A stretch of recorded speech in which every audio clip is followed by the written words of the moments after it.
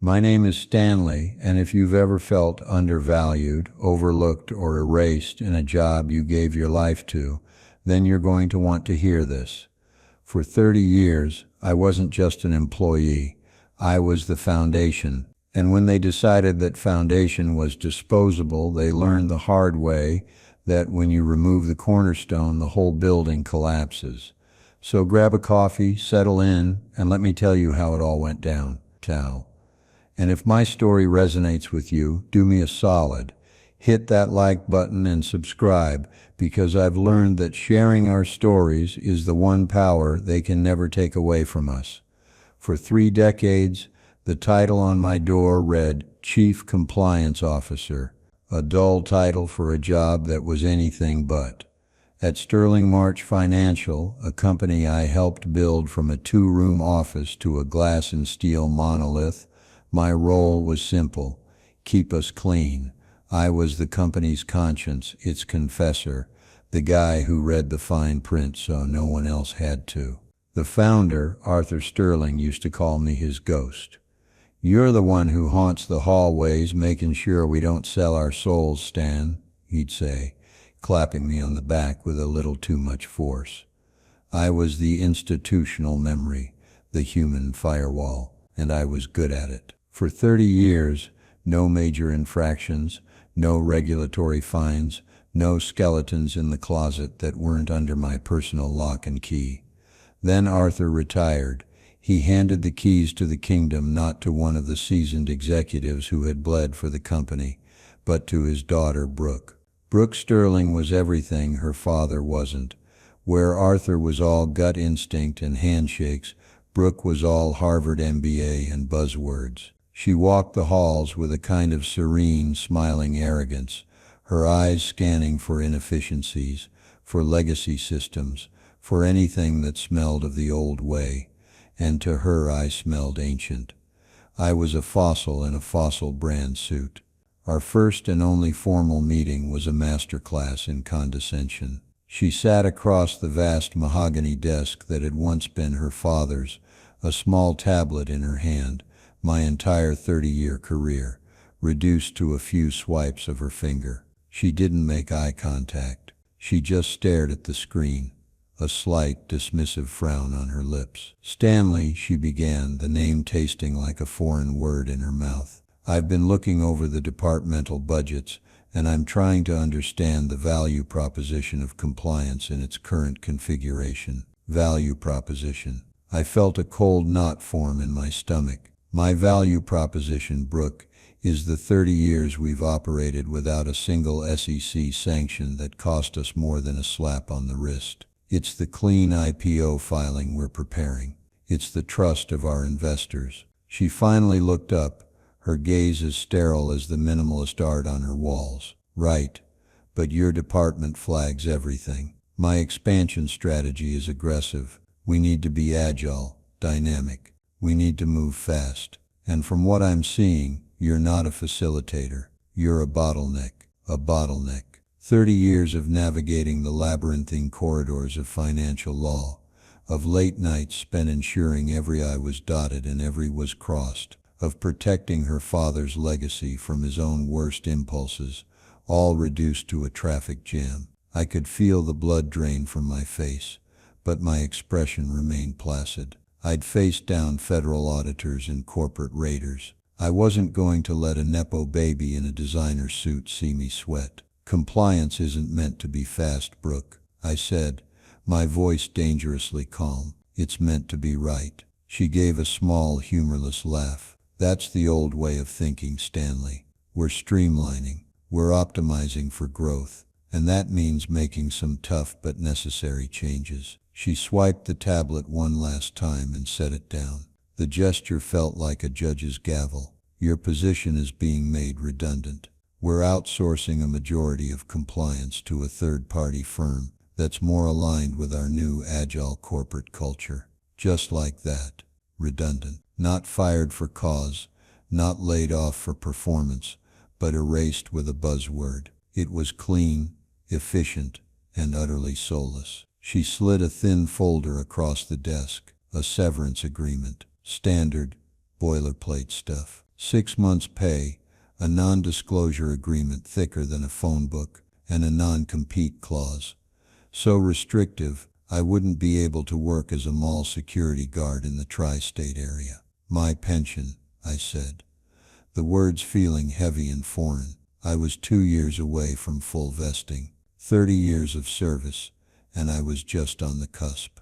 The package is generous, Stanley, she said, her voice betraying a flicker of annoyance, as if I were haggling over the price of a used car. It's more than fair. I didn't look at the folder. I looked at her. I saw the impatience in her eyes, the desire to get this unpleasantness over with, so she could get back to optimizing and synergizing. She had no idea. She had no clue what that word, bottleneck, truly meant. She didn't know that my bottleneck was the one thing, the only thing, that had kept her father out of a federal prison and his company from being a historical footnote. I stood up, my joints protesting.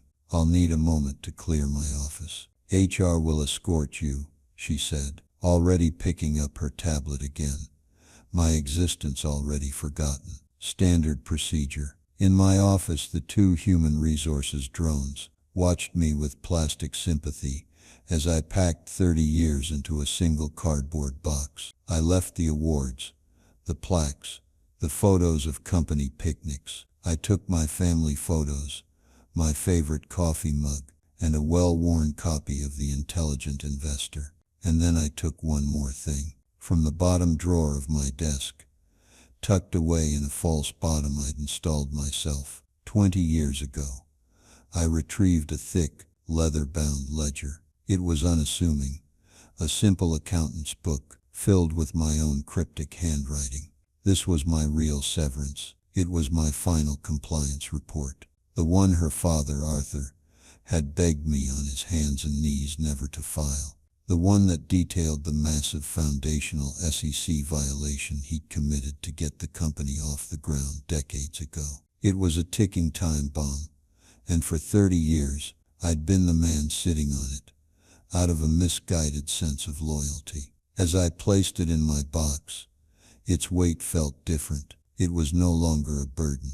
It was leverage. Walking out of that building, for the last time flanked by the HR guards of honor, I didn't look back. Brooke saw me as a relic of the past. She had no idea I was the only one who held the key to her future, a future that was about to get very, very complicated, because the feds were already asking questions about their recent IPO, and Brooke was frantically searching for answers she thought were in spreadsheets and databases. She had no idea the answers were in a language only I could speak, written in a book only I could decipher, and my consulting fees were about to go up, way up. The drive home was a blur. I remember the familiar landmarks of my commute, the old diner, the bridge over the river, the turnoff onto my quiet tree-lined street, all looking alien, as if I were seeing them through someone else's eyes. The city skyline in my rearview mirror,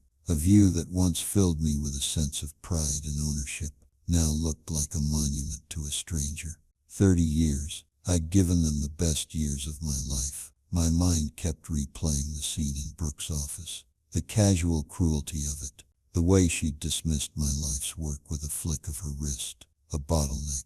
The word echoed in the silence of my car, each repetition a fresh sting. I pulled into my driveway and just sat there for a long time, the engine ticking as it cooled. My wife, Sarah, opened the front door, her face etched with concern. She'd known something was wrong the moment I'd called and said I was coming home early. She walked over to the car and opened the passenger door, her presence a silent, comforting anchor in the storm raging inside me. She didn't ask what happened. She just looked at the cardboard box on the back seat and knew.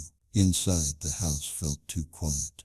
I unpacked the box on the dining room table, the photos of our kids, the worn-out mug, and the ledger. I placed it in the center of the table, its dark leather cover seeming to absorb the light in the room. Sarah put a hand on my shoulder.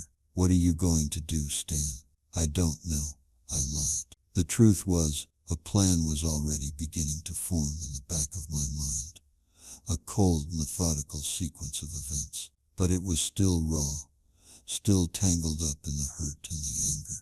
That night, I couldn't sleep. I found myself in my study, the ledger open before me. The scent of old paper and ink was strangely comforting. Each page was a testament to a secret I had carried for almost my entire career. I traced the spidery lines of my own handwriting, a coded shorthand I'd developed over the years. It was a system of cross-references, alphanumeric codes, and symbols that would look like meaningless doodles to anyone else. But to me, it was a perfect, indelible map of a crime. My mind drifted back to the day it all began. Nearly 28 years ago, Arthur had called me into his office. Not the grand top-floor suite he'd eventually occupy, but a smaller, more modest room, with a view of a brick wall. He was pale, sweating, his usual bravado gone. He'd just secured a second round of funding, the capital that would transform Sterling March from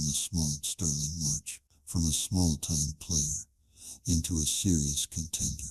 But he'd done it by cooking the books. He'd created a series of phantom assets, supported by forged documents from a shell corporation in Panama, to wildly inflate the company's valuation. It was a classic blatant securities fraud. Stan, I had to.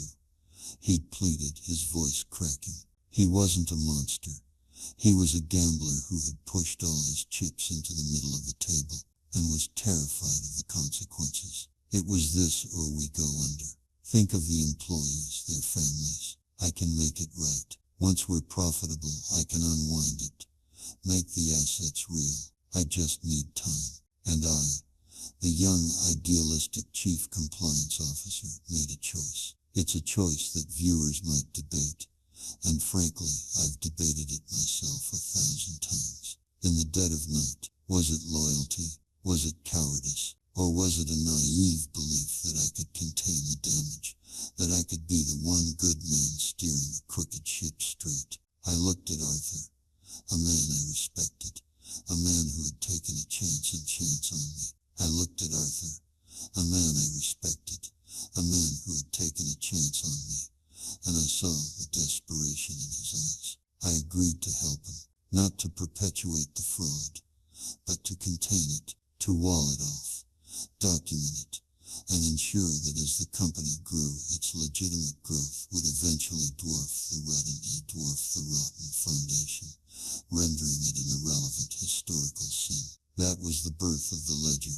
I created a parallel set of books, one for the SEC and one for the truth. In this ledger, I tracked the phantom assets. I created my own coded language to link the offshore accounts, the forged paperwork, and the inflated balance sheets. It became my life's secret project. Over the years, Arthur did try to make it right, but you can't unscramble an egg. The fraudulent seed money was now so deeply integrated into the company's DNA, so foundational to its early acquisitions and growth, that to expose it would be to admit the entire enterprise was built on a lie. It would implode the company, ruin thousands of employees, and send him to prison. So we lived with the lie. He became a celebrated visionary, and I became his silent, long-suffering confessor. He'd slap my back at Christmas parties, his hand lingering a little too long, a silent acknowledgement of all too long, a silent acknowledgement of our shared secret. Couldn't do it without you, Stan, he'd mutter, his breath thick with expensive scotch. My price for silence was simple, absolute, unquestioned authority over all compliance and authority over all compliance money. I became the company's ironclad defense system, meticulously building a fortress of legitimate by-the-book operations around the rotten cores, originals right in the rotten core. This arrangement, this pact with the devil worked for decades, until the devil's daughter decided I was a bottleneck. The days after my firing were a strange purgatory. I tried to fall into the rhythms of retirement. I worked in the garden. I fixed a leaky faucet. I went for long walks. but my mind was elsewhere. It was in the glass tower downtown, imagining the chaos. I felt like a ghost haunting my own life. Sarah was my rock, patiently enduring my silence, my scent moves, my endless pacing. She knew I wasn't built for idleness. She knew I wasn't built for idleness. The first crack in my resolve came from an unexpected source. A text message from a young analyst in my old department named Dave. I'd hired David right out of college. He was brilliant, meticulous, and had the innate ethical kind of innate. He was brilliant, meticulous, and had the kind of innate ethical compass that was rare in our industry. I'd mentored him, taught him to see compliance not as a set of rules, but as a philosophy. The text was simple. Hey Stanley, things are a mess here. The new consultants are asking questions I can't answer. Things are a mess here. The new consultants are asking questions I can't answer. Hope you're doing okay. A mess. The word was a small, satisfying spark in the cold emptiness of my days. The agile third-party firm Brooke had hired was likely a team of glorified box tickers, experts in boilerplate compliance, completely unprepared for the unique, complex ecosystem I had spent 30 years cultivating. They were trying to read a map I had drawn in invisible ink. Then came the catalyst. I was reading the Wall Street Journal online, my morning ritual, when a headline jumped out at me. Sterling March IPO faces scrutiny. The article was vague, citing anonymous sources, but it mentioned that the SEC was making preliminary inquiries into the company's early-stage capitalization. It was framed as routine due diligence for an IPO of this size, but I knew better. There is no such thing as a routine inquiry into 28-year-old seed funding. Someone somewhere had pulled on a loose thread. That was it. The moment of clarity. My quiet resignation hardened into a cold, diamond-hard resolve.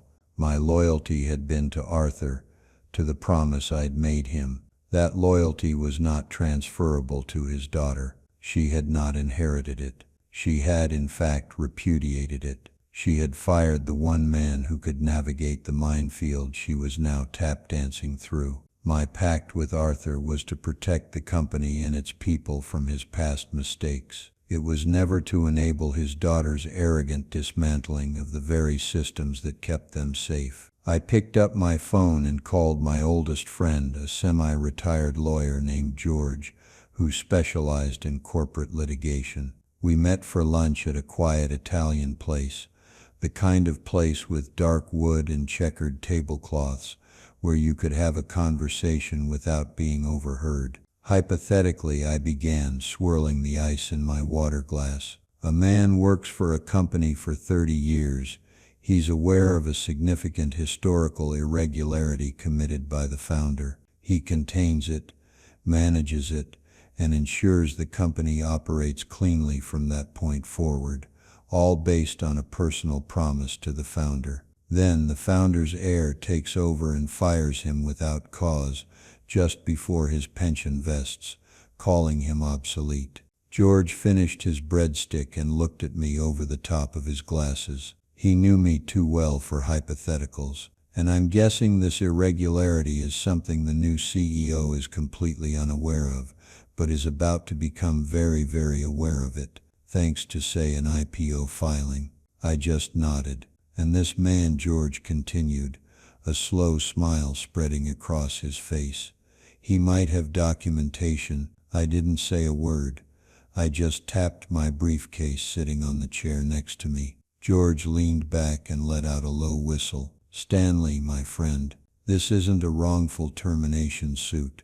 This is a Rembrandt, a masterpiece of corporate leverage. She didn't just fire a loyal employee. She fired the Rosetta Stone. The cold knot in my stomach finally, decisively untangled. It was replaced by a feeling I hadn't felt in years: control. My plan wasn't just about revenge anymore. It was about survival. It was about proving a fundamental truth of the business world, a lesson Brooke Sterling was about to learn the hard way. Competence isn't cheap until you lose it. The ledger sitting on my desk was more than just a record of a crime. It was a work of art, a product of nearly 3 decades of paranoid, meticulous craftsmanship. It wasn't something I'd thrown together in a fit of pique. It was my life's secret magnum opus. After my lunch with George, I spent the next several days in my study, not just reviewing the ledger but re-immersing myself in its logic. It was a fortress of information, and I had built every wall, every secret passage, every single trap door. The first 50 pages were the key, the cipher. To an outsider, they looked like notes from a lunatic, a mix of astronomical symbols, weather annotations, and page references to obscure 19th century novels. But each symbol had a meaning. A simple crescent moon didn't mean moon. It meant offshore account. A sunburst symbol meant wire transfer. The temperature reading for a given day wasn't meteorological data. It was the amount of a transaction, with the decimal point moved based on the day of the week. A page number from Moby Dick cross-referenced a specific line item in the official public-facing accounting books from that year. It was dense, layered, and utterly impenetrable without the key. I had designed it this way for my own protection. If Arthur ever decided to clean house for good, or if the ledger was ever discovered, it would be dismissed as the ramblings of an eccentric old accountant. The subsequent pages laid out the whole story in this coded language. It began with the initial $15 million in fraudulent seed capital. I had traced every dollar. I documented how it was funneled from a shell corporation in Panama, which I'd codenamed Ahab, through 2 other holding companies in the Cayman Islands, Starbuck and Stubb, before being injected into Sterling March's accounts as a legitimate investment from a fictitious European consortium. The ledger contained the real unredacted wire transfer numbers, the names of the straw men who signed the documents, and the dates. Oh, the dates were the most beautiful part. I had lined them up with Arthur's travel schedule. Every major fraudulent transaction occurred while he was conveniently out of the country, attending a conference, or on a family vacation, giving him a thin veneer of plausible deniability that I knew would never hold up to real scrutiny. This wasn't just a record, it was a narrative. It was the secret history of Sterling March, a history that proved the company's spectacular rise was fueled by a lie. The IPO filing, which I had reviewed from the public SEC database, was a masterpiece of omission. It painted a picture of scrappy, organic growth, but my ledger was the ghost in the machine, the ugly truth that haunted their pretty story.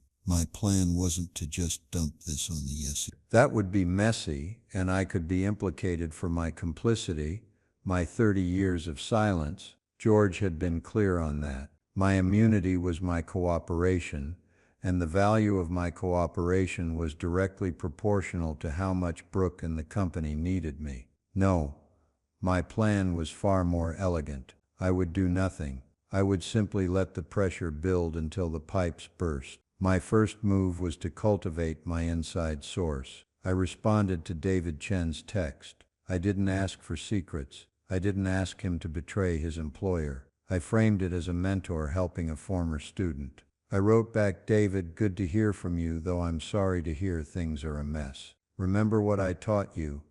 The answer is always in the paper trail. The new people are likely looking at the current data.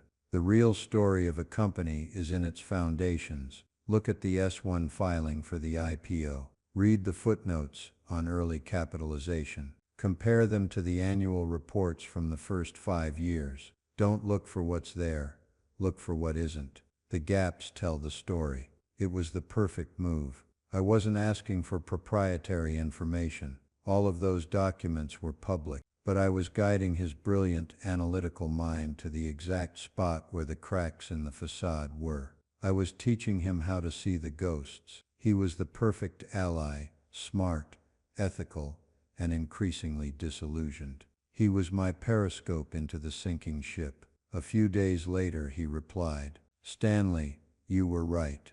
There's a 5-year period in the early 90s where the asset growth doesn't reconcile with the declared investments. It's a multi-million-dollar black hole. The consultants have been asking about it. Management is calling it legacy accounting discrepancies. They're trying to bury it in jargon. Legacy accounting discrepancies. I had to laugh. That was Brooks' DNA all over it. When in doubt, smother it with a buzzword. David's message was gold. It confirmed that the SEC's inquiry wasn't a fishing expedition.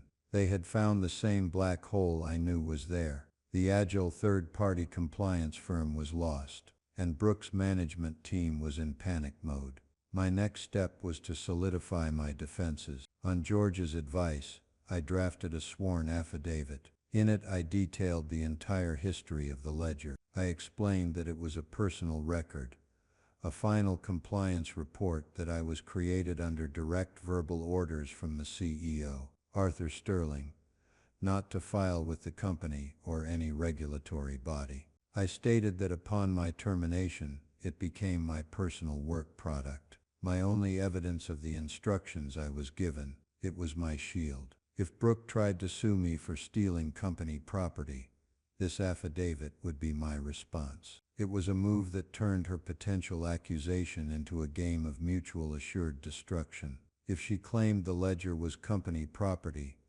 she would be admitting its contents. The record of her father's fraud were also the company's property and responsibility. Checkmate. With my defenses in place and my inside line of communication established, all I had to do was wait. I spent my days in the garden, pruning my roses, a meditative, calming activity. Each snip of the shears felt like trimming away the dead wood of my past life. I was cultivating patience. I knew that in the sterile, air-conditioned panic room of the Sterling March executive suite, my name was being spoken. First as a curse, then as a question, and eventually it would be spoken as their only hope. The ecosystem of a corporation is a delicate thing. Brooke thought she was just pruning a dead branch. She had no idea she had taken an axe to the root system, and the tree was beginning to topple. The first call came on a Tuesday morning.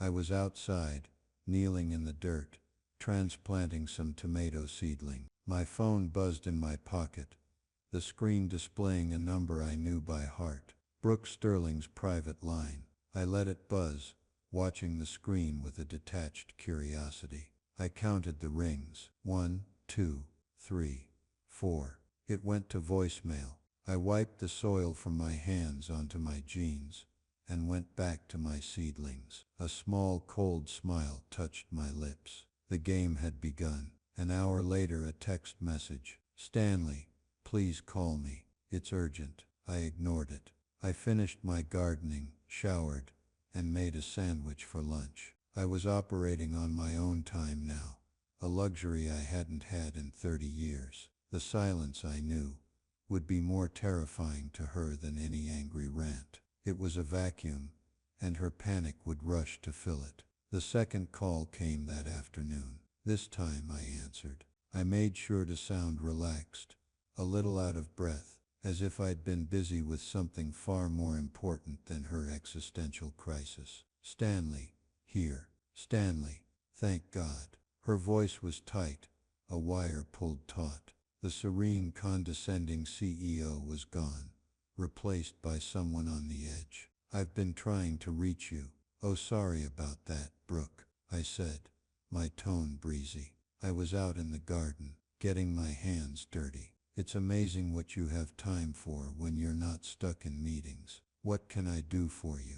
The polite dig landed with a soft thud. There was a pause. Stanley, we have a situation here. The SEC.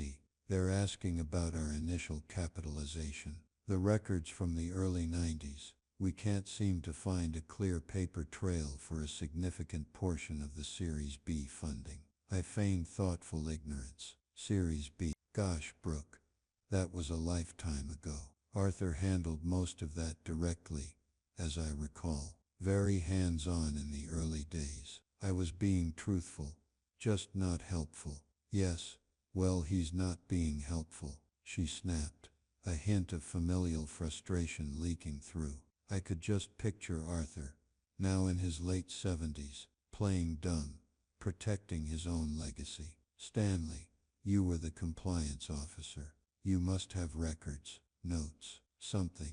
This was the moment, the first turn of the screw. Brooke, as I'm sure you'll recall, my position was made redundant, I said, my voice calm and professional, using her own sterile language against her. All official company records and work products were left on the company's servers, as per my termination agreement. I don't have anything here.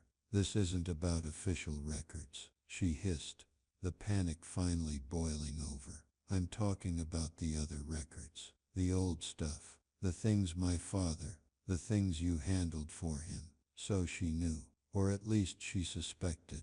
Her father must have told her something, given her a piece of the puzzle, just enough to know who to call, when the house of cards started to tremble.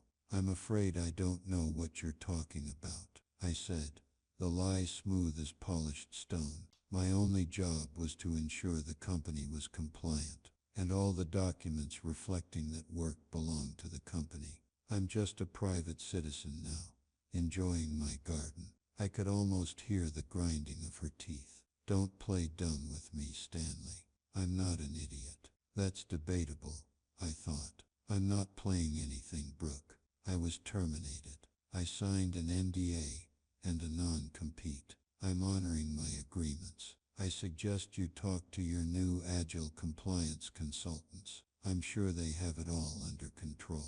I hung up before she could respond. The silence that followed was deeply, profoundly satisfying. I had drawn my line in the sand. I wasn't the supplicant anymore. I wasn't the bottleneck. I was the gatekeeper, and she didn't have the key. That evening, I got an update from David. He sent me a single encrypted email. The subject line was "The Circus." The body of the email was a scene of pure corporate pandemonium. He described a war room that had been set up on the executive floor. Brooke, her CFO, and a team of eye-wateringly expensive lawyers and the third-party consultants were practically living in it. They were pulling all-nighters fueled by stale coffee and fear. They were tearing apart decades of financial records, running algorithms, trying to reverse engineer the company's own history. And they were failing. David wrote, "They're chasing ghosts. They have a hole of approximately $15 million that appears out of thin air in 1994, and no one can explain it. They've interviewed every long-serving employee in accounting. No one knows anything. They keep saying Stanley would know. Your name has become this weird mantra of desperation." The best part was the postscript. "P.S. They think you stole the records. One of the lawyers mentioned suing you for theft of intellectual property. The CFO told him to shut up. He said, and I quote, 'Are you insane? The last thing we want is that man on a witness stand talking about company history.' My quiet lunch with George had paid off. They were trapped. They couldn't sue me without opening a catastrophic Pandora's box. They couldn't solve the problem without me, and I was at home tending my tomatoes. The power dynamic hadn't just shifted, it had inverted. I wasn't just holding the cards, I owned the entire casino, and the house always wins. The silence from Brooks End lasted for 3 days. 3 glorious, peaceful days. I knew it wasn't over. It was the calm before the storm. This was the phase where her expensive lawyers were trying to find a way around me, a legal loophole, a back door. They would find nothing. The fortress I had built around this secret was designed to be impregnable from the outside. The only way in was the front gate, and I was the only one with the key. During this time, the true fallout began. The secondary shockwave that Brooke, in her infinite wisdom, had never anticipated. It started with a phone call from a man named Marcus Thorne. Marcus was the CEO of our largest client, a massive pension fund that accounted for nearly 20% of Sterling March's annual revenue. I had personally managed the relationship with Marcus for 15 years. We weren't just business associates. We were friends. We played golf twice a year. I'd been to his daughter's wedding. My relationship with him was built on a foundation of absolute trust. "Stan," he said, his voice a low rumble, "what the hell is going on over there? I heard they put you out to pasture." "Something like that, Marcus," I said calmly. I knew something was up. I'd been getting the runaround for 2 weeks. They assigned some new kid to my account, some slick-haired MBA who talks about optimizing our synergy. He couldn't answer a single substantive question about our portfolio. I asked him about the hedging strategy we discussed in March, and he looked at me like I was speaking Greek. "Stan, my loyalty was to you, not to the sign on the building. You know that. This was the asset Brooke could never quantify on a spreadsheet. The human capital, the relationships, the trust. She saw me as an expense on a balance sheet. She never understood that I was the balance sheet for clients like Marcus." "I appreciate that, Marcus," I said. "So what's your next move?" he asked. "Don't tell me you're just going to sit around playing with petunias." The idea had been percolating in the back of my mind, and Marcus's call crystallized it. "I'm thinking of hanging out my own shingle," I said, the words feeling right as soon as I spoke them. "A small consulting firm, compliance and risk management, for people who want it done right." Marcus laughed, a deep booming sound. "It's about damn time. You send me the paperwork the second you're set up. We're with you." Just like that, 20% of Sterling March's revenue was ready to walk out the door and follow me. I hadn't poached them. I hadn't solicited them. I had simply been competent and trustworthy for 15 years. It turns out that's the best business development strategy there is. The news of my departure and Marcus's dissatisfaction began to ripple through the company. David Chen called me that Friday. His voice was different, resolute. "Stanley, I just gave my 2 weeks' notice," he said. "I can't be a part of this circus anymore. The whole executive floor is a toxic waste dump of panic and blame. Brooke is yelling at everyone. They're treating the staff like serfs. It's not the company you and I worked for. What are you going to do?" I asked, though I already knew the answer. "I was hoping you might need a junior partner for your new consulting firm," he said. "I've learned more from you in 3 years than I'd learn in a lifetime from these clowns." The talent exodus was beginning. It wasn't a flood yet, but the dam had sprung a leak. Competence isn't cheap, and now it was walking out the door, one brilliant young analyst at a time. The final desperate counter from Brooke came the following Monday. It wasn't a phone call. It was a formal, legal-looking envelope, delivered by a courier. Inside was not a lawsuit, but an offer. A new contract. They were offering to rehire me, not as chief compliance officer, but as a senior strategic consultant. The salary was double what I had been making. It included a massive signing bonus, and most insultingly, the immediate vesting of my full pension. It was a bribe, pure and simple, a panicked, clumsy attempt to buy my silence and my knowledge. They were trying to put the genie back in the bottle with a golden cork. A month ago, this offer would have been the dream of a lifetime. Now it was just pathetic. It was a confession of their own incompetence, written on expensive letterhead. I slid the offer into my desk drawer. It required no response. The time for negotiation was long past. They thought they could fix a foundational crisis with money.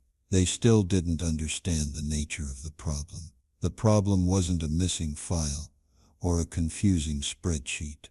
The problem was a 30-year-old crime, and its only witness was a man they had called a bottleneck. They hadn't just lost an employee. They had lost control of their own story. And I was about to write the final chapter. The confrontation, when it came, wasn't in a boardroom or over the phone. It was on my front porch, On a Saturday afternoon, a sleek black town car pulled up to my curb. Out stepped Brooke Sterling. She was alone. The power suit was gone, replaced by slacks and a simple blouse that looked wrinkled and hastily thrown on. The serene, arrogant mask had crumbled, revealing a woman who looked exhausted, frayed, and utterly defeated. I was in the front yard, watering the hydrangeas, when she walked up my driveway.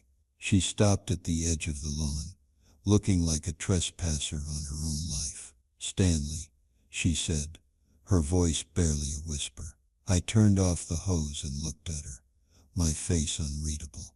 I didn't invite her in. I didn't offer her a seat. I just waited. The silence hung between us, thick and heavy. "We need to talk," she finally managed. "I don't think we have anything to talk about, Brooke," I said, my voice even. "I received your offer. I'm not interested." Her eyes widened, a flicker of disbelief. "You're not interested?" "Stanley, I doubled your salary. I gave you your pension. What more do you want?" I almost laughed. "What do I want? That's a question you should have asked a month ago. You should have asked it before you called my life's work a bottleneck. You should have asked it before you decided that 30 years of loyalty could be discarded in a 10-minute meeting." She took a step closer, her composure cracking completely. "Please, Stanley, the IPO is on the verge of collapse.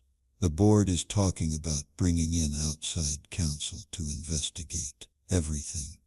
My father, he's a wreck. He told me to come here. He said you were the only one who could fix it." Fix it, as if I were a plumber called to patch a leaky pipe. The sheer, unadulterated arrogance of it was breathtaking. "There's nothing to fix, Brooke," I said, and for the first time I let the ice in my voice show. "This isn't a mistake. It's a consequence. It's the bill for your father's original sin finally coming due.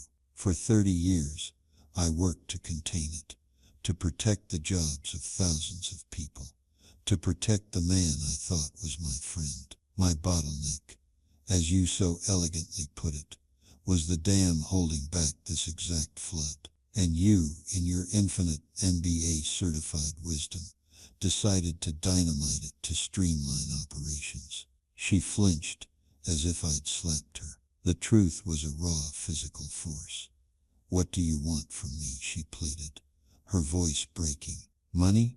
A bigger title? Name your price." "My price," I said, looking her dead in the eye, "is that you learn a lesson, you and your father. The lesson is that people are not assets to be optimized. Loyalty isn't a line item on a budget, and competence is not a cost center. It is the entire business. You didn't just fire me. You fired the company's memory. You fired its conscience. And now you're shocked that you're left with a soulless, empty shell that's about to be devoured by its own past." Tears were welling in her eyes now. Tears of fear, not remorse. "So you're just going to let it all burn down, to prove a point?" "I'm not going to do anything," I said, turning back to my hydrangeas. "I'm retired. My only advice to you is this. Call the SEC. Tell your lawyers to stop trying to hide it and start trying to cooperate. It's your only way out. Lying your way out of this was my job, and I don't work for you anymore." I turned the water back on. The sound of the spray hitting the leaves was the only sound for a long moment. It was a dismissal more profound than any she had ever delivered. She stood there,